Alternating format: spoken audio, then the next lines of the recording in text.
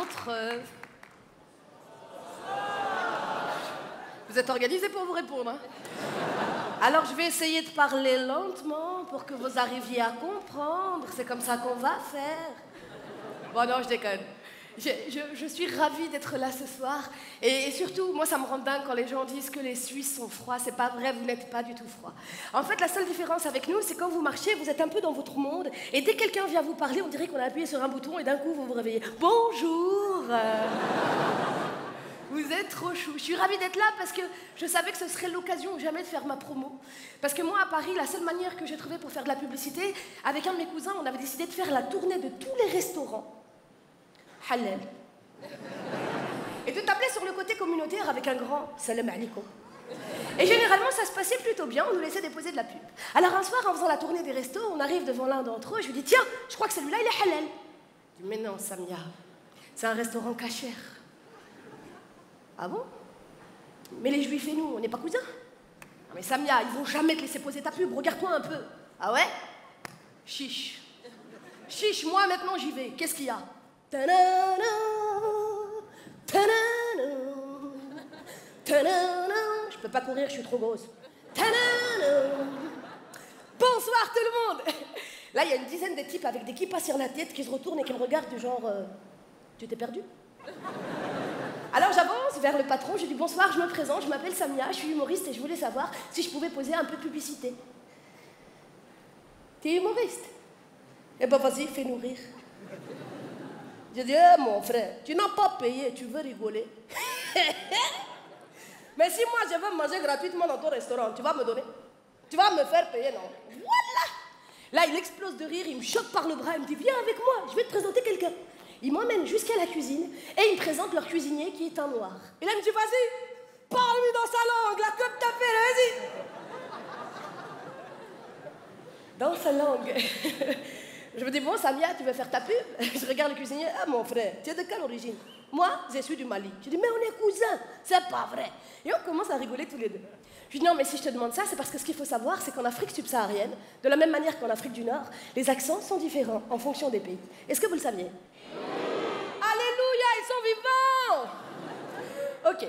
Par exemple, nous les Tunisiens, parce que je suis d'origine tunisienne, quand on parle, que ce soit en français ou en arabe, on a tendance à chanter légèrement.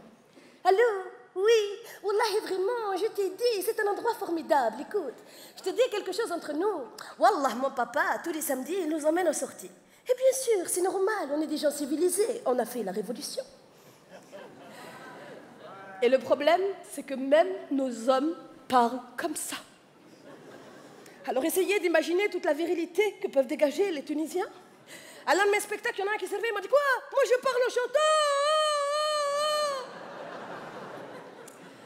Ensuite, il y a les Algériens. Alors, les Algériens, peut-être à cause de leur histoire, ont un côté légèrement plus virulent. Ah, la belle! Il y a beaucoup de Tunisiens, ils viennent chez nous, en Algérie, car en Algérie, il y a tout. Il y a tout. Je dis, oui, je sais, quand je suis allée en Algérie, on me l'a répété toute la journée.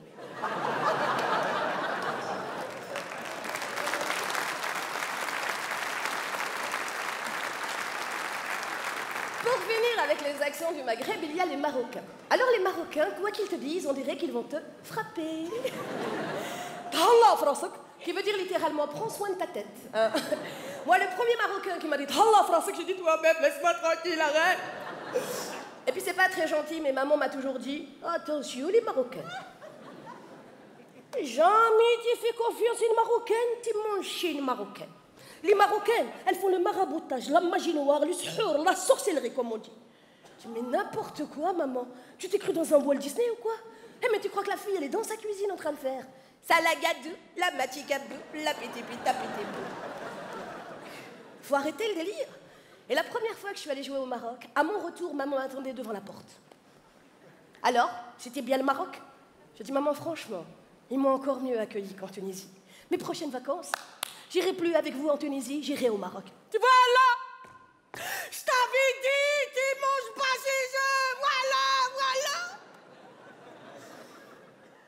Cette histoire, je l'ai racontée en banlieue parisienne devant des mamans qui n'étaient jamais allées au spectacle de leur vie.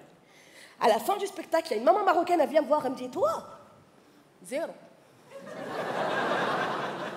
Tous, ils sont drôles, Ntia, zéro. Non mais madame, je rigolais, c'est un sketch. C'est trop tard. C'est trop tard. Ensuite, il y a le Cameroun. Alors les Camerounais, ils sont un peu comme nous, les Tunisiens. Quand ils parlent, ils ont également tendance à chanter, sauf qu'ils font de très longues phrases pour rien du tout.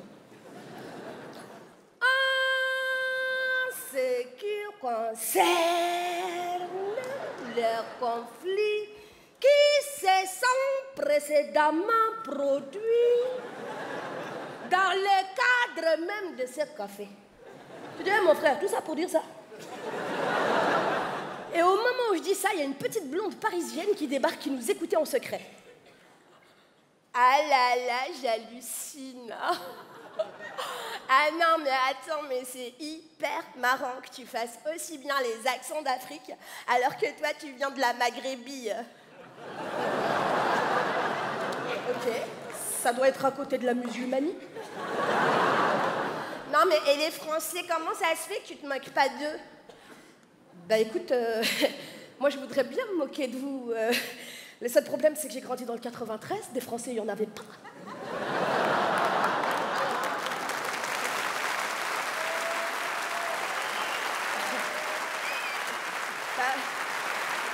Et à ce moment-là, t'as le patron du resto cachère qui pète un câble. Hé, mais t'es rigolote en fait. Tu es rigolote, comment ça se fait qu'on te connaisse pas? Comment tu t'appelles? Fais voir ta carte, comment tu t'appelles? Fais voir ta carte, comment tu t'appelles? Fais voir ta carte.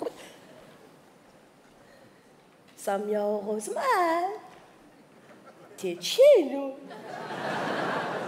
Bah, je sais pas, ça dépend d'où tu viens. Moi, je suis tunisienne. Ah, juive tunisienne.